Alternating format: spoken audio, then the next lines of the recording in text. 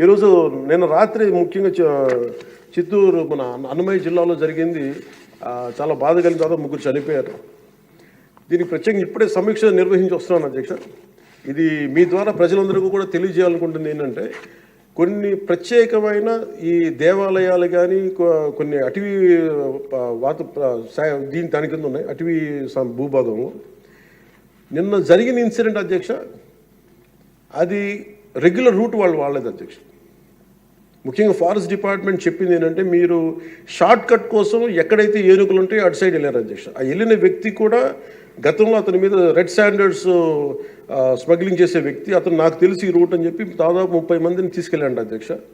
అందుకని చిన్న ఏనుగు ఉంటే ఒక గున్న ఏనుగు లాంటిది, దాన్ని అది చూసి దాన్ని పంపించేయడానికి అరిస్తే మిగతా పెద్ద ఏనుగు వచ్చి దాడి చేసిన అధ్యక్ష.